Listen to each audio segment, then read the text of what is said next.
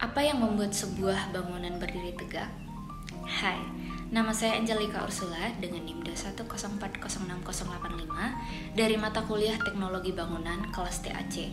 Pada video ini saya akan mengajak kalian untuk menelaah lebih dalam tentang sistem konstruksi sebuah rumah tinggal sederhana. Struktur utama yang menyusun sebuah rumah tinggal sederhana terdiri dari pondasi, slope, kolom, ring balok, dan struktur atap. 1. Tahap persiapan.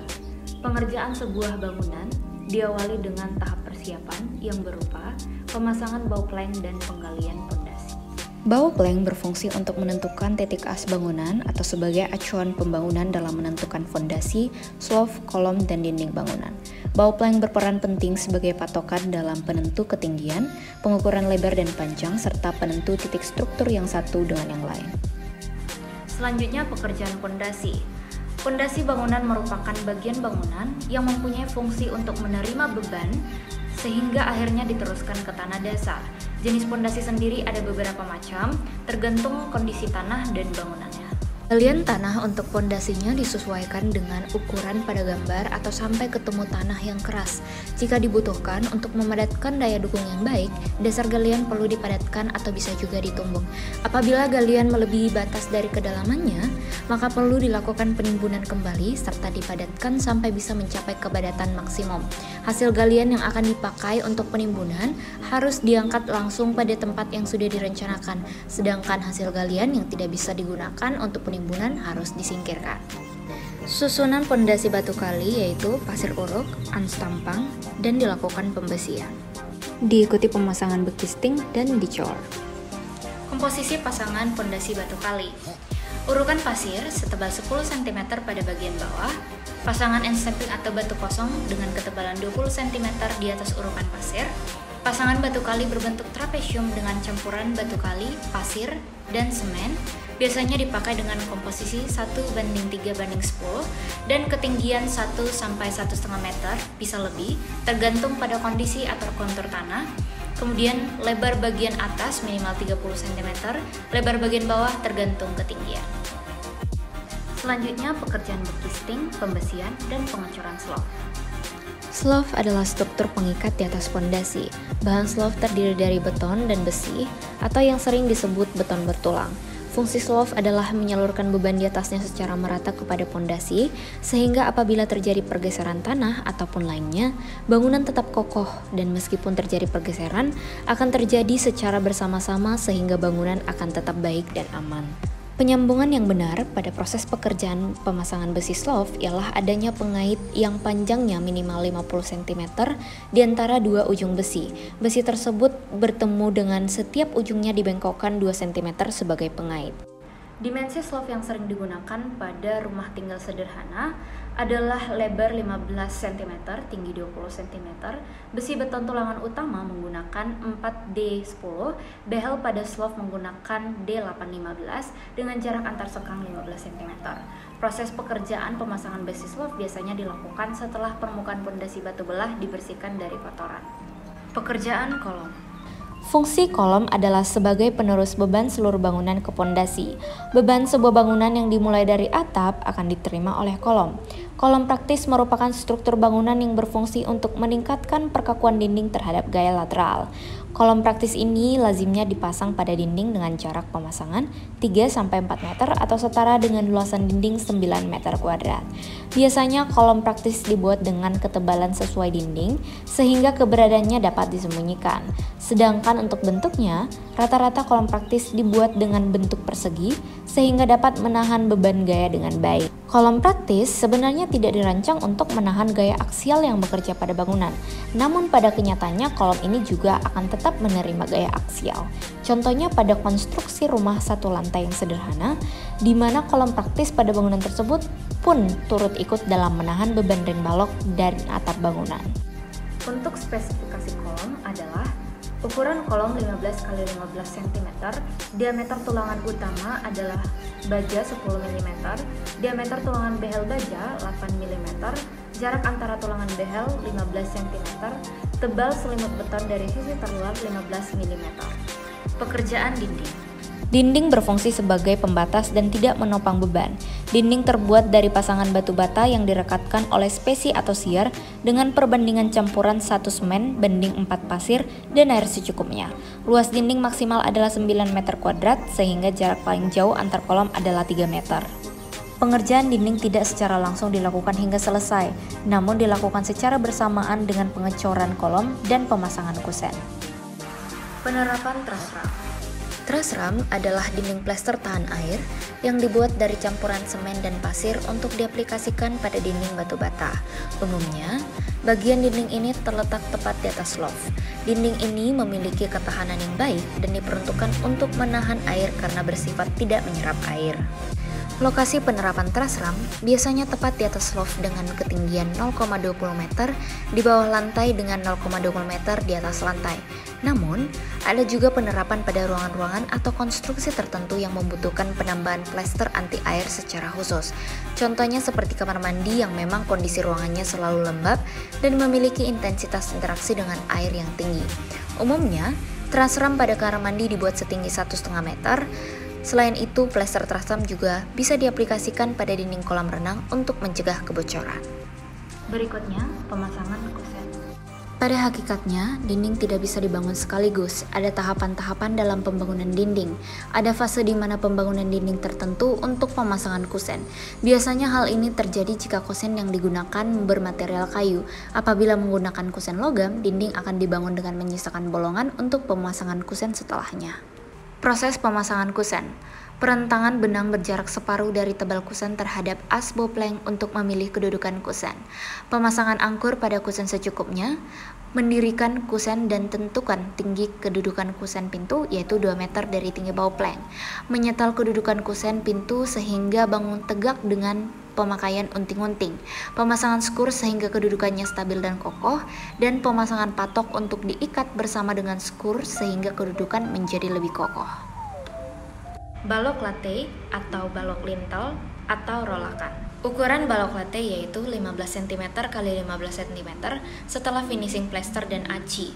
Ukuran balok latte harus sama dengan ukuran dinding batu bata. Jadi apabila ukuran behel balok latte 8 cm x 12 cm dengan selimut beton 2 cm dan finishing plester 3 cm. Balok latte merupakan balok yang dibuat persis menempel di atas pintu dan jendela. Penggunaan balok latte bertujuan untuk menghindarkan kusen agar tidak menerima beban bangunan secara langsung. Dengan demikian, kondisi kusen pun tetap kokoh serta tidak melengkung, baik untuk kusen pintu atau jendela yang terbuat dari kayu ataupun kusen yang terbuat dari bahan aluminium. Balok latte memiliki peran penting pada struktural bangunan, misalnya memperkuat opening konstruksi dinding terhadap keliling kusen, menahan beban tembok bagian atas dan juga memperkuat struktur kusen pada tembok. Bahan pembuatan balok latte adalah besi beton sebagai tulangan utama balok latte, yaitu besi beton 8 mm.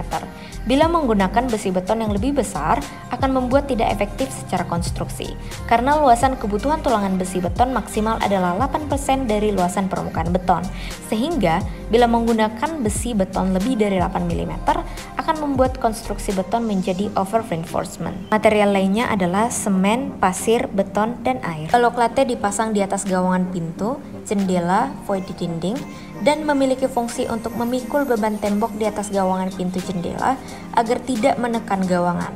Apabila tidak ada balok latte, maka lama-kelamaan gawangan pintu menjadi melendut, serta pintu menjadi susah untuk dibuka. Bisa juga tembok-tembok di atas pintu atau jendela akan menjadi retak. Gawangan pintu atau jendela pada kiri dan kanan balok latte harus diberi angkur masing-masing 2 dan dicor. Fungsinya merupakan untuk menanam gawangan ke tembok. Gawangan ini maksudnya yaitu kusen. Apabila angkur hanya 1, kekuatan akan tidak maksimal, di mana pintu masih memungkinkan untuk berputar dan tembok akan retak. Pada ujung bawah gawangan harus diberi beton dok dengan angkur di dalamnya. Fungsinya selain untuk kekuatan juga untuk menahan agar air tidak masuk untuk meresap dalam kayu gawangan sehingga lama-kelamaan kayu bisa menjadi lapuk. Selain itu juga berperan untuk memutus jalur rayap dalam tanah. Selanjutnya ring balok.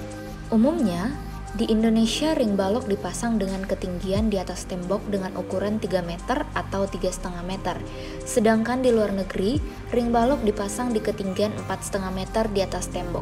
Ring balok ini merupakan kerangka utama untuk menopang rangka atap dan menyalurkan tekanannya ke struktur lain yang ada di bawahnya. Jadi, untuk pembuatan ring balok diusahakan menggunakan material dengan kualitas yang baik agar lebih tahan lama dan bisa berdiri kokoh. Selain untuk penopang tekanan utama dari rangka atap, dengan tinggi 20-30 cm, ring balok juga berfungsi untuk sebagai sirkulasi udara. Jika dari ring balok terlalu rendah, maka udara yang ada di dalam bangunan akan terasa panas. Posisi ring balok dipasang pada bagian atas setelah pemasangan dinding batu bata atau tembok pada rumah. Berbeda dengan slof, ring balok berfungsi sebagai tumpuan konstruksi kuda-kuda dan pengikat pasangan dinding bagian atas agar bangunan menjadi lebih kuat karena memiliki posisi di atas.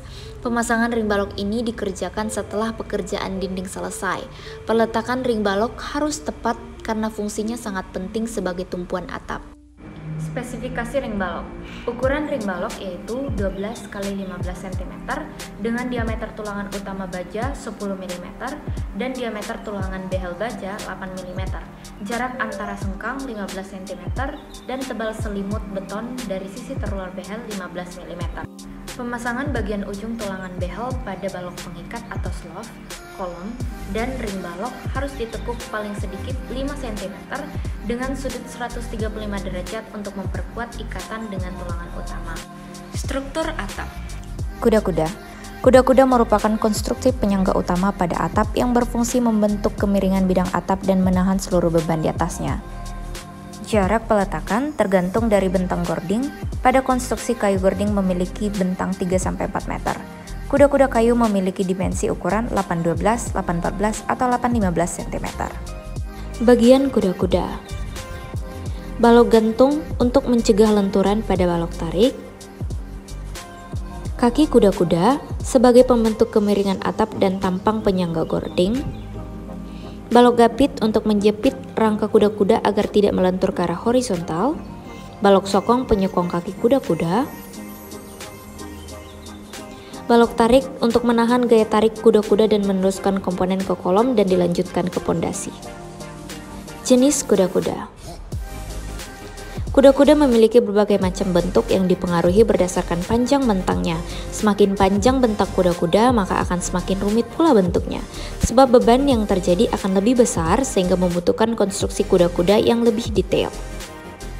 Jurai. Jurai berfungsi untuk meletakkan usuk dan menahan elemen lain di atasnya pada konstruksi atap. Dimensi jurai adalah 812 cm, 814 cm, atau 815 cm. Usuk. Usuk merupakan komponen struktur atap yang berada di atas gording. Usuk berfungsi untuk menerima beban dari penutup atap dan reng kemudian diteruskan ke gording. Usuk dengan ukuran 46 cm dipasang dengan jarak 40 cm, sedangkan usuk dengan ukuran 57 cm dipasang dengan jarak 50 cm. Gunung-gunung atau ampik yang terbuat dari beton bertulang dengan spesifikasi ukuran bingkai 15 x 12 cm, tulangan utama diameter 10 mm, tulangan behel diameter 80 mm, dan tebal selimut beton 10 mm. Ampik terbuat dari susunan bata yang direkatkan dengan campuran mortar dengan perbandingan 1 semen banding 4 pasir dan air secukupnya dan diplaster. Penggunaan bahan yang ringan seperti papan dan glass fiber reinforced cement atau GRC juga dianjurkan untuk meminimalkan dampak apabila gunung-gunung roboh saat terjadi gempa. Ikatan angin. Ikatan angin berfungsi sebagai pengikat antar kuda-kuda kayu, antar gunung-gunung atau ampik, atau antara kuda-kuda kayu dengan gunung-gunung agar berdiri tegak, kokoh, dan sejajar. Berikutnya, hubungan antar elemen struktur. Seluruh elemen struktur bangunan tahan gempa harus menjadi satu kesatuan sehingga beban dapat ditanggung dan disalurkan secara proporsional. Struktur bangunan juga harus bersifat detail atau elastis sehingga dapat bertahan apabila mengalami perubahan bentuk pada saat terjadi gempa. Hubungan antara pondasi dengan balok pengikat atau slof. Untuk menghubungkan pondasi ke slof, ditanam angkur besi dengan jarak paling jauh tiap angkur adalah 1 meter. Hubungan antara slof dan kolom. Pada hubungan ini, tulangan kolom diteruskan dan dibengkokkan ke dalam slope dengan panjang lewatan paling pendek 40 kali diameter tulangan atau 40 cm. Hubungan antara kolom dan dinding dihubungkan dengan pemberian angkur setiap 6 lapis bata, penggunaan angkur dengan diameter 10 mm dan panjang minimal 40 cm. Hubungan antara kolom dan ring balok. Pada hubungan ini, tulangan kolom diteruskan dan dibengkokkan ke dalam ring balok dengan panjang lewatan paling pendek 40 diameter tulangan atau 40 cm. Hubungan antara ring balok dan kuda-kuda kayu. Pengikatan ini dilakukan dengan menanam angkur atau baut dengan diameter paling kecil 10 mm. Pengikatan kuda-kuda pada ring balok juga dapat dilakukan dengan cara menanam angkur besi ke dalam ring balok, kemudian angkur diputar menggunakan pipa besi. Angkur ampik. Dalam pasangan bata pada ampik diberi angkur setiap 6 lapis bata. Penggunaan angkur dengan diameter paling kecil 10 mm dan panjang minimal 40 cm. Cukup sekian pemaparan saya tentang sistem konstruksi rumah tinggal sederhana. Terima kasih.